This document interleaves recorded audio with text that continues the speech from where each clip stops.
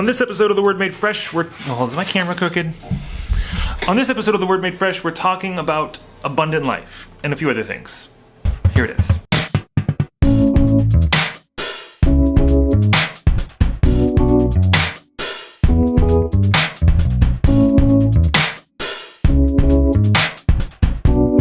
Hi everyone, I'm Reverend Jim Keat, the digital minister at the Riverside Church, and this is The Word Made Fresh, the weekly video Bible study and sermon prep resource where we talk about an upcoming lectionary passage and then, comments, share, do things like you do.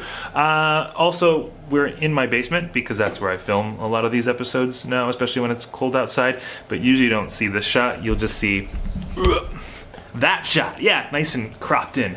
So, here we go. Now, the lectionary for this Sunday has, its usual arrangement of options. Hebrew Scripture, Psalm, Gospel, Epistle. That's just the basic buffet we get every Sunday. The Psalm is Psalm 23, which we're not going to talk about in this episode because we talked about it in another episode like a month ago. This one. Psalm 23, the 23rd Psalm. The Lord is my shepherd, I shall not want. She makes me lie down in green pastures. She leads me beside still waters. She restores my soul. So you should just go watch that episode if you're preaching or leading a Bible study on Psalm 23. It's got lots of great ideas. And there's even a podcast episode from Be Still and Go that you can listen to. This one. This familiar psalm reminds me that God can calm even the raging waters of my life and lead me to still waters in the midst of these deserted places. A space to stop and breathe, even as the world continues to spin around us. Because God restores my soul. So yeah, Psalm 23, we got you covered. There's links down in the description of the video. You can click for all that stuff. We're going to talk about the gospel text, John chapter 10, verses 1 through 10. Now, I'm going to read the whole thing because it's great, and you'll immediately see the connection to Psalm 23. Lord is my shepherd, that whole thing. But we're going to really spend a little bit of time just looking at the final verse, John 10:10. If you have that one memorized, you kind of know where we're going. Well, I kind of said it in the intro. Anyway, let's just read it, and then we'll get there when we get there, and we'll chat. John 10, 1 through 10 says this. Very truly, I tell you, anyone who does not enter the sheepfold by the gate, but climbs in by another way, is a thief and a bandit. The one who enters the gate is the shepherd of the sheep. The gatekeeper opens the gate for him, and the sheep hear his voice. He calls his own sheep by name and leads them out. I like that. I like that the shepherd names the sheep.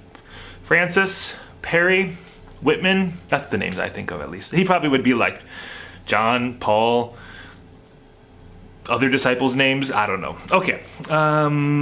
When he has brought out all his own, he goes ahead of them, and the sheep follow him because they know his voice. They will not follow a stranger, but they will run from him because they do not know the voice of the strangers. I mean, that just seems like pretty good advice that we all learn in kindergarten, I think. Don't follow strangers. Way to go, Jesus. And there's a whole lot you could unpack with that, theologically, spiritually. What does it mean to know the voice of God, and how do we follow that? Well, my bias would say that if it's the voice of love and justice and goodness and creativity, that's the voice of God. If it's the voice of oppression and exclusion and, just taking from those who don't have enough to give to those who do, maybe don't follow that one. Verse 6, Jesus used this figure of speech with them because they did not understand what he was saying to them. Typical disciples and typical us. So again, Jesus said to them, very truly, I tell you, I am the gate for the sheep. All who came before me are thieves and bandits, but the sheep did not listen to them. I am the gate. Whoever enters by me will be saved and will come in and go out and find pasture. Quick pause before we get to the verse we're actually going to talk about.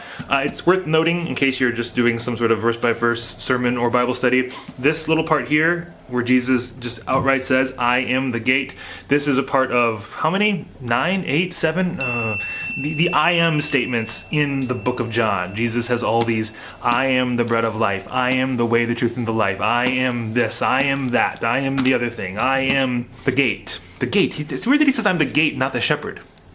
Jesus, your metaphor is getting confusing. Well, that's just typical Jesus metaphor. Typical me trying to understand Jesus. Okay, so that's just a note. the I am passages are worth paying attention to. You can read through the entire book of John and find them all, or just look up these verses right here, because that's the I am passages. Here we go, verse 10, the finale that I've been trying to get to this whole time, but I keep interrupting myself. The thief comes only to steal and kill and destroy. I come that they may have life and have it abundantly. The thief comes to steal, kill, and destroy. Jesus comes to give life and life abundantly, or some say that they may have life to the full. I think this landing of this lectionary passage is so fitting right now. Well, it's fitting a lot of times, but especially now, because look at the world around us. We see numbers rising of people who have confirmed cases of COVID-19, and the death toll around the world continues to rise. Here in America, when I'm recording this today on Wednesday, it's at 45,000 right now.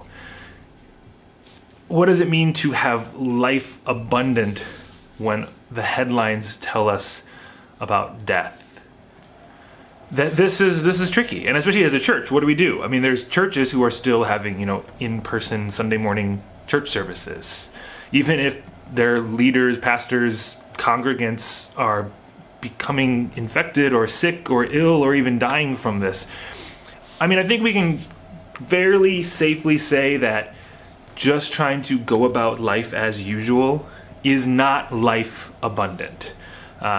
People are protesting because things are closed. They might be thinking that if we could just open businesses, that would be life abundant. No, that would be economy abundant. Life abundant means we value the actual people. We value the front line over the bottom line. We value the elderly over the economy. How do we value life abundant for all of us? So I think it's important that our churches continue to model what it means to have good practices right now so that we can maintain the safety and the life and value that abundant life for all of us. And it's also why things like this, whether it's a video you watch or whether you're finding ways to connect with your community in online ways, whether it's email threads, phone calls, Zoom calls, whatever it might be, so that you can remind your community, the people around you, that while we are by ourselves, we are not alone. So I think that's an important thing to remember as we look at this text. What does it mean to have life abundant in the current moment we're living in? And I think this is just always an important thing for the church to realize, that Jesus is calling the church to be the place that follows the voice of this shepherd who leads us towards abundant life. So when there are churches who are saying, sorry, you can't do this job because of your gender identity. You're a woman, therefore you can't XYZ. Well, that's not abundant in life. Or, well, because you love this person, you're a man who loves a man, you're a woman who loves a woman. Those sort of exclusionary postures from the church are the opposite of abundant life. That's coming to steal and kill and destroy versus creating spaces for abundant life. Or I think of, we're celebrating the 50th anniversary of Earth Day, and the ways in which this planet, this ecosystem, supports life. That's literally what it does. And yet, so often, we, humans, are the ones who steal and kill and destroy the living creation around us. We are the sixth extinction, it seems. So I think there's a lot going on here that we can really kind of dissect. What does it mean to have abundant life when we're a part of an ecosystem all around us, in this world, in this universe? What does it mean to be communities who cultivate abundant life for anyone and everyone in our midst? And what does it mean right now when we see headlines of death to offer spaces for abundant life? So I don't have a ton of answers, which is, I think, okay. I'm just going to give you the questions. Yeah, so let's go to the comments. And what does abundant life mean right now? Let's just sit with that. Yeah. I want to see your responses, so type them down there. Comments, that's what they're for. Share this video with people you know who might enjoy this little resource today.